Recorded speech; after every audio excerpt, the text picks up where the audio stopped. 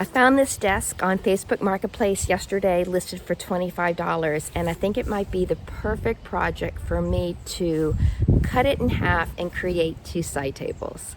From the looks of it, I could tell it was maple. It appeared to be solid wood. We picked it up today, and I am in luck. It is solid.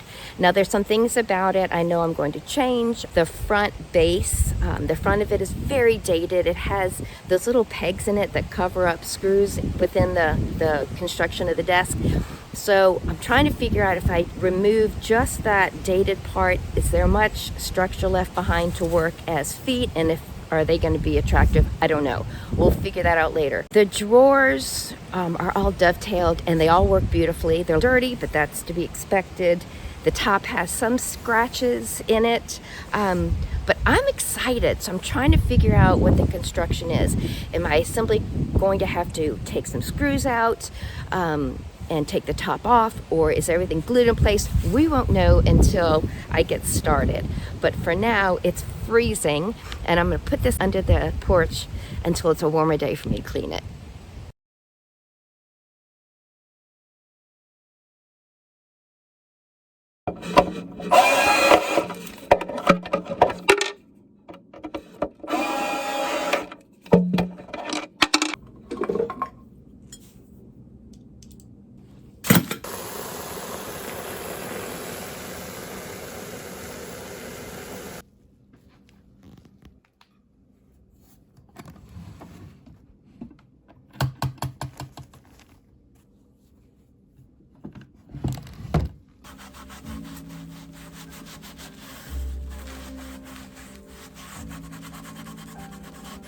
Where with me in the night.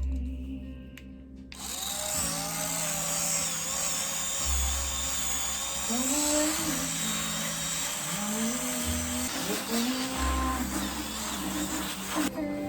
with me. I wanna wake up.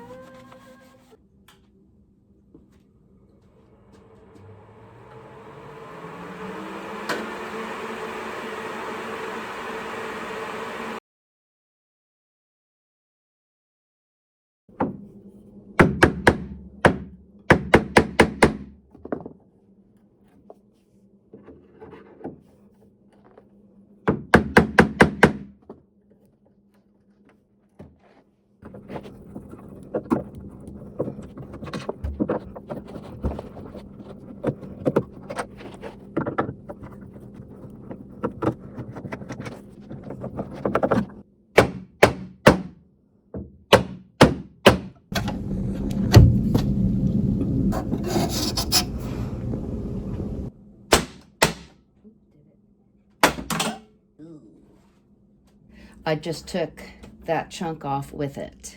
This can come off and I can glue that back in place. There we go.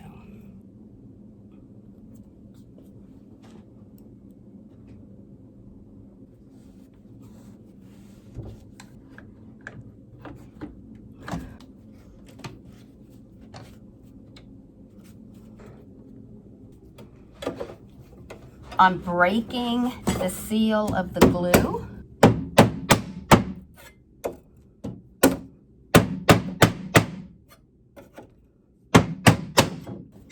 Yeah, much better.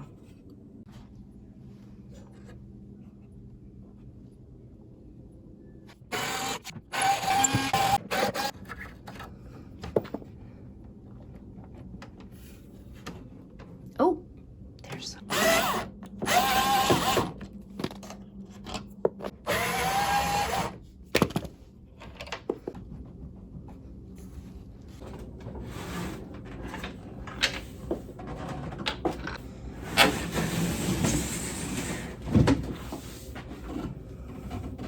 Aha.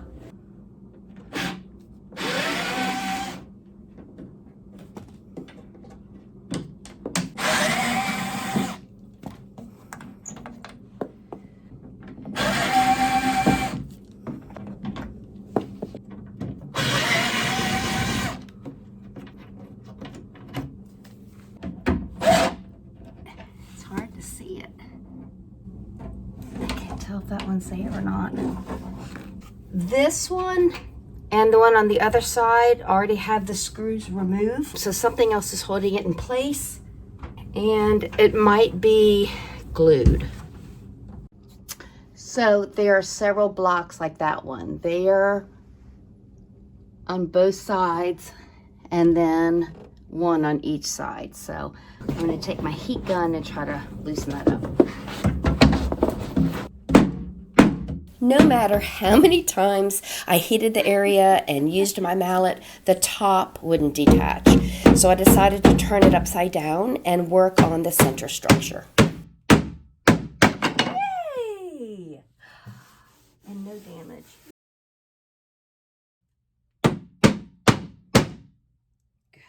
Good. And again, no damage. This piece wouldn't budge with the mallet either. I eventually realized it was set within the drawer structure, and I had to saw it off instead. No wonder I couldn't get that out.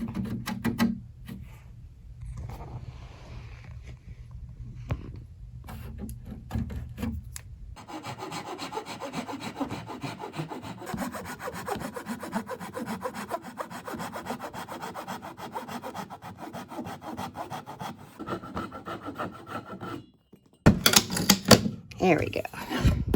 I just pried this one off. I thought my camera was on. It wasn't, but I just kind of flicked it out. I'll do the same for this side.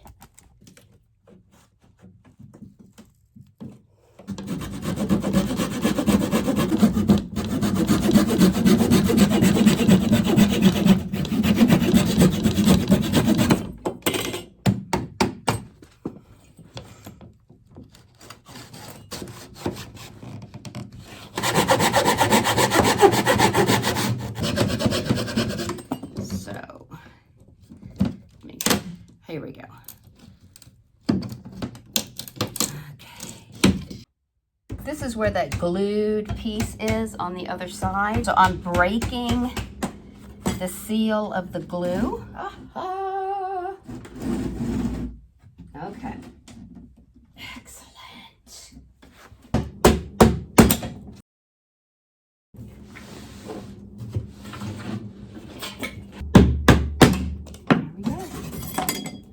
Yippee! I'm putting the top back on. I'm going to cut it in half to the right size and put it back here.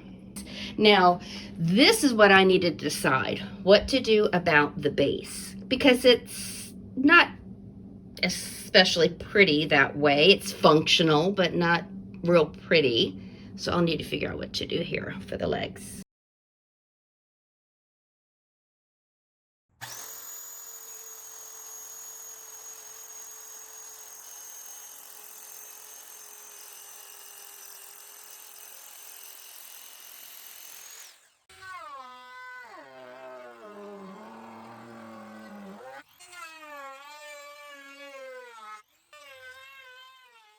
This is where we are with the table tops. I didn't want too much overhang on them, so I'm liking the shape of them.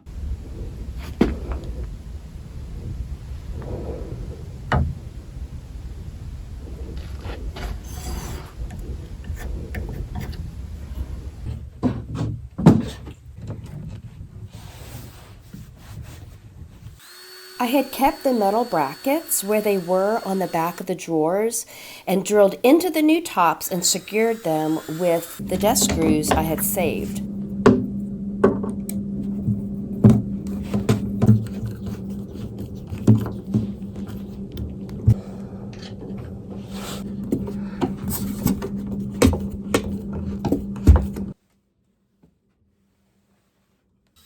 Then I drilled through those existing holes into the new tops and secured them with screws as well.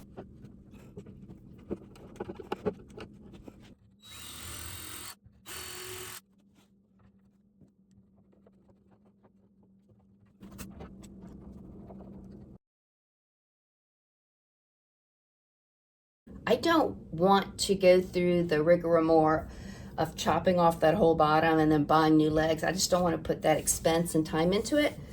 So I think what we're going to do is just use good old paint stirrers. I have a ton of these from Sherwin-Williams and from Home Depot. They were given to me by a kindergarten teacher who was retiring and no longer needed them for crafts. What I think I'm going to do is measure this and cut a panel that goes across from here to here, and then measure 2 more pieces to put here. Then I'll fill in the seams there and then let it be.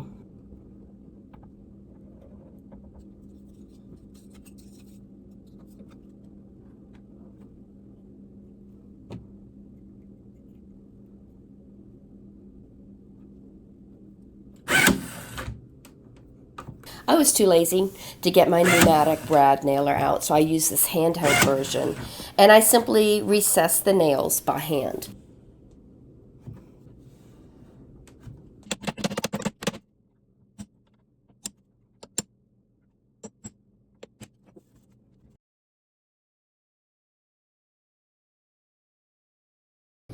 I use wood putty to fill in the little areas where the brad nails went in and the seams of the new structure with wood putty. And since I was going to change out the hardware and had to fill in the existing hardware, I made a little template to figure out where the center point would be for some single knobs. And I made an indentation with my hammer and nail so that once it's primed and painted, I would know exactly where to drill.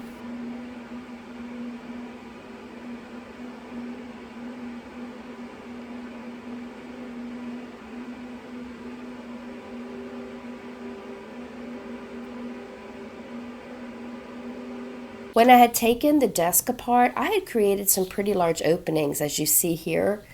And instead of filling the entire cavities with Bondo, which would have been a lot, I found some scrap wood at home and cut little pegs out of them and filled in those cavities just so that it wouldn't require as much Bondo.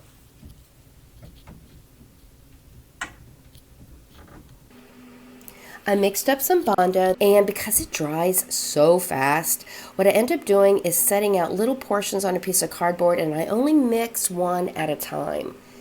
After mixing it, I tried to push it into the cavity as much as I could, and I could tell while I was doing this that I would probably need a second application of Bondo once this one had dried and been sanded, and I did. In most cases, I did need a little extra Bondo before I was ready to proceed with priming and painting.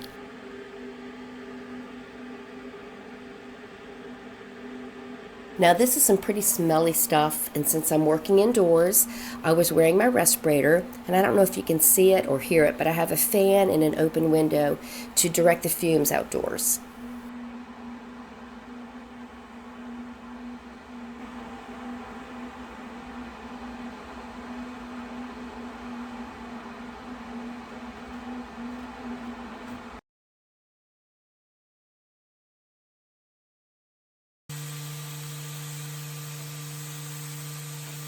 I used 150 to sand the Bondo smooth, and as you'll see here, see that little opening and that little tiny crack at the top? That's what I'm talking about. That's when I needed a second application of Bondo.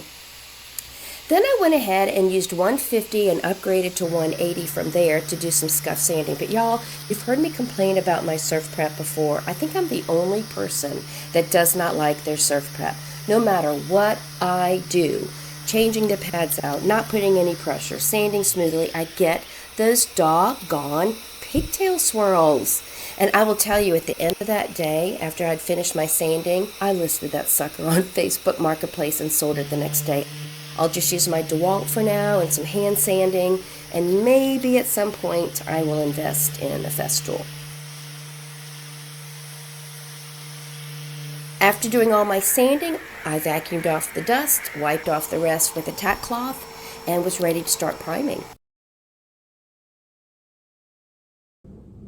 I don't always use these Scotch painter's plastic for doing drawers, but since these drawers had an overhang over the base structure, I decided to wrap these up in plastic, so that I could insert it into the side drawers and spray from there without getting any on the dovetails or inside of the drawers.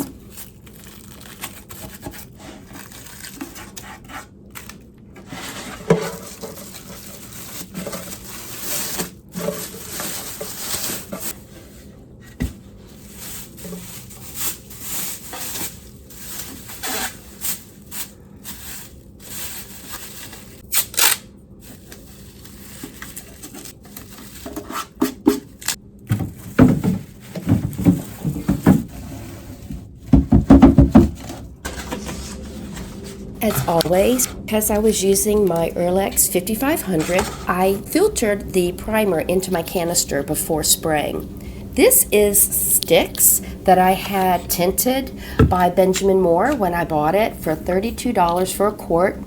I use this when I want to spray because I don't want to use any oil-based primer like Zinzerbin because I don't want to have to try to clean it out of my sprayer with ammonia, etc. So this is a really good primer that gives good adhesion and blocks stains just as well.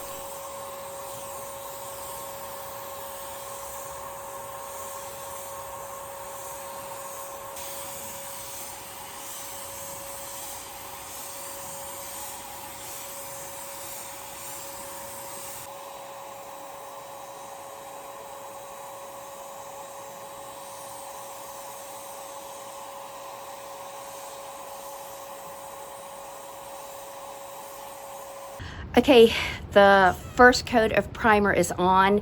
Overall, it looks pretty good. As I anticipated, since this is the first coat I'm putting on, it did highlight some imperfections I still need to fix. This seam is where wood came together when they built the desk. So I'll just need to fill that in with some wood putty and sand it smooth. Same thing here and here. Over here, there's another seam, but look, you can tell that needs to be filled in. I don't know what that is. That needs to be sanded smooth, filled and sanded and all that. But overall, I think it looks really good. Y'all, it's a gorgeous, gorgeous day today. It's windy, not the ideal day to paint, but isn't it pretty? So, so pretty. Great day to be out here working. After I sanded all the wood putty and wiped off the dust, I did apply 2 coats of clear shellac on the piece. It gives the paint a uniform surface. I did apply a 2nd coat of primer, and when that was done, I brought it indoors, lightly sanded it with a 400 grit sandpaper, wiped the dust off with a tack cloth, and then was ready to paint. This assures a really smooth surface for the paint.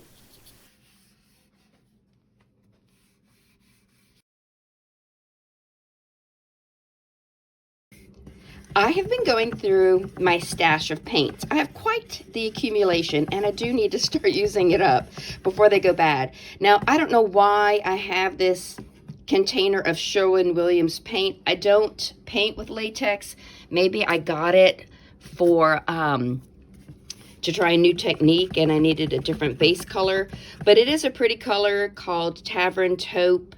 I don't like spraying with latex paint. It kind of spits little bits of pieces of dried paint onto the surface as I'm spraying. I have to continually wipe the nozzle off as I'm spraying. But again, I need to use some of this up, and it's a really pretty color.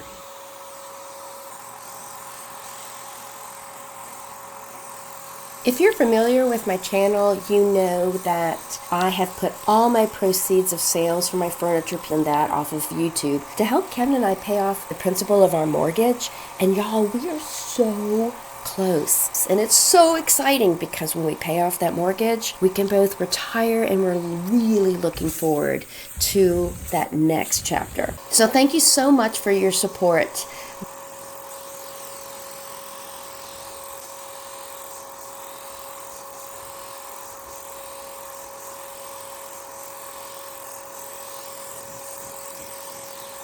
Now, this is another reason why I don't like spraying with latex paint, because even though I thinned it and I checked it with a viscosity cup, meaning my paint was thinned appropriately. Look how it's spraying. I can tell already that I'm going to have orange peel texture because, oops, looks like I need to repair that again. Fill it. Because latex paint doesn't self-level like good furniture paint does. So we'll see what it looks like when it dries. Whew, okay, it's kind of a cold day today. It's around probably 48, 53-ish, in that range. Not ideal for spraying, but nonetheless, I want to get this done. So I'm going to go ahead and finish spraying the first coat of paint off camera. It's not performing great as I kind of anticipated anyway. No need to see that any further. So let me finish the first coat and then I'll come out later after it's had time to dry. We'll see if it self-levels or not. I anticipate that it won't, but we'll see.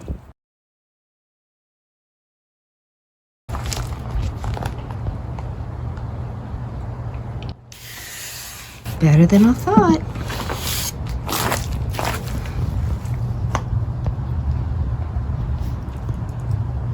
Not bad.